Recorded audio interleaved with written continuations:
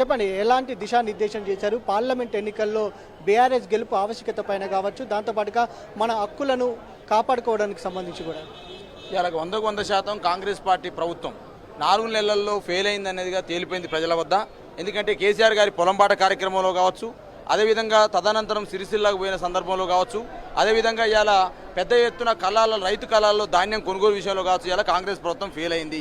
కాబట్టి ఖచ్చితంగా ఈ యొక్క పార్లమెంట్ ఎలక్షన్స్లో ఇవాళ నిన్ననే ఒక సర్వే వచ్చింది, 8 స్థానాలు గెలుస్తామని వచ్చింది. మరి ఇంకా 20 రోజుల ప్రచారం ఉన్నది కాబట్టి ఖచ్చితంగా డబుల్ డిజిట్ అనేది కేసీఆర్ గారి నాయకత్వంలో బీఆర్ఎస్ పార్టీ అంతది కాబట్టి 100% కాంగ్రెస్ పార్టీ వైఫల్యాలు, అదేవిధంగా బీజేపీ పార్టీ విధానాలు, అదేవిధంగా కేసీఆర్ గారి యొక్క బస్సు రూట్ మ్యాపు, అదేవిధంగా ప్రజల వద్దకు వెళ్లాల్సిన అంశాలు ఏదైతే ఉందో పోస్ట్ కార్డు ఉద్యమం, ఏదైతే కల్లాల వద్ద ధాన్యం సంబంధించిన పోస్ట్ కార్డు ఉద్యమం చేపట్టాలని చెప్పేసి మా అధినేత కేసీఆర్ గారు సూచించారు.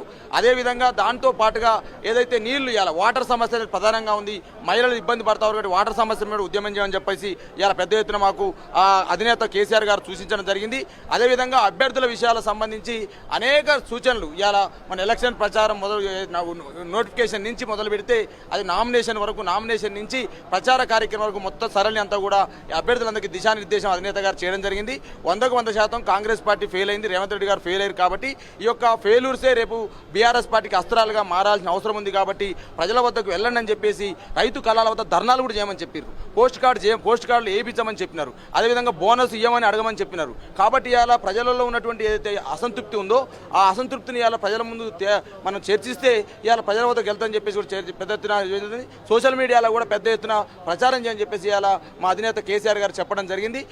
అన్నీ కూడా సూచన తప్పకుండా మరి ఇవాళ పార్లమెంట్ వైజ్గా ఎక్కడ బస్సు యాత్ర రూట్ మ్యాప్ చేయాలి, ప్రత్యేకంగా సాయంత్రం పూట జరిగేటువంటి ఏదైతే రోడ్ షోలు ఉన్నాయో ఆ రోడ్ షోలలో అధిక సంఖ్యలో ప్రజలు పాల్గొనేటట్టు, ప్రజలు మమేకమయ్యేటట్టు చేయమని చెప్పేసి మా అధినేత కేసీఆర్ గారు మా బీఆర్ఎస్ పార్టీ శ్రేణులకు, పార్లమెంటు సభ్యులకి, అదేవిధంగా పార్లమెంటుగా పోటీ చేస్తున్న అభ్యర్థులకు, అదేవిధంగా పార్టీ నాయకత్వానికి, సమన్వయకర్తలకు సూచించడం జరిగింది. ఇలా 100% టీ న్యూస్ ద్వారా మీకు చెప్పేది ఏంటంటే ఇవాళ కాంగ్రెస్ పార్టీ ప్రజల్లో వైఫల్యమైంది, ప్రజల్లో ఇవాళ అసంతృప్తి అనేది నెలకొని ఉన్నది.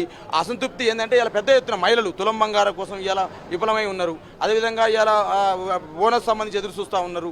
రుణమాఫీ అనేది సార్ ఇవాళ పెద్ద ఎత్తున రుణమాఫీ అనేది ఎదురు చూస్తూ ఉన్నారు. 2 లక్షల రుణమాఫీ కాలేదు, ఇవాళ రైతు భరోసా నిధులు విడుదల కాలేవు. కాబట్టి ఇలా ఈ కాంగ్రెస్ పార్టీ నాయకత్వం పట్ల అసంతృప్తిని, అదేవిధంగా బీజేపీ కూడా ఇవాళ కూల్చే ప్రయత్నం చేస్తూ ఉంది. ఒకవైపు దాంట్లోనే ఏకనాథ్ షిండేను ఇలా రేవంత్ రెడ్డి ఏకనాథ్ షిండే అవుతారా, పొంగులేటి శ్రీనివాస్ ఏకనాథ్ షిండే అవుతారా, ఎవరు ఏకనాథ్ షిండే అవుతారో తెలియని పరిస్థితి. కాబట్టి అందుకనే ఇవాళ సర్వేలలో కాంగ్రెస్ పార్టీ గ్రాఫ్ అంతా పడిపోయింది సార్. ఇవాళ 4 నెలల్లోనే కాంగ్రెస్ పార్టీ గ్రాఫ్ పడిపోయింది. ఇవాళ కనీసం 2 నుంచి 4 సీట్లు వచ్చే పరిస్థితి కాంగ్రెస్ పార్టీ. కాబట్టి 100% రేపు పార్లమెంట్ ఎలక్షన్లో కాంగ్రెస్ పార్టీకి బుద్ధి చెప్తారని తెలియజేస్తా ఉన్నా. అదేవిధంగా ఇవాళ ప్రధానంగా మా అధినేత కేసీఆర్ గారు చెప్పింది ఏంటంటే 100% కేసీఆర్ గారి నాయకత్వంలో రేపు బీఆర్ఎస్ పార్టీ పార్లమెంట్ ఎలక్షన్లో అత్యధిక స్థానాలు గెలవబోతా ఉన్నాం.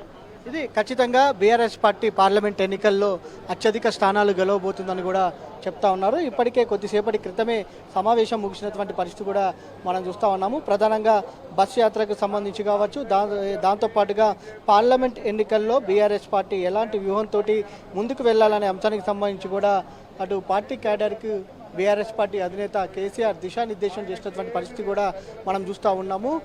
ప్రధానంగా ఇప్పటికే ఏదైతే పార్లమెంట్ ఎలక్షన్స్కి ముందే అటు బీఆర్ఎస్ పార్టీ ఎన్నికల ప్రచారంలో దూసుకుపోతున్నటువంటి పరిస్థితి కూడా మనం చూస్తూ ఉన్నాము. ఇప్పటికే జిల్లాలలో బీఆర్ఎస్ పార్టీ అధినేత పర్యటన చేసినటువంటి నేపథ్యంలో ప్రజల నుంచి కావచ్చు, కార్యకర్తల నుంచి కావచ్చు, నాయకుల నుంచి కూడా విశేషమైనటువంటి స్పందన వస్తున్నటువంటి పరిస్థితి కూడా మనం చూస్తూ ఉన్నాము.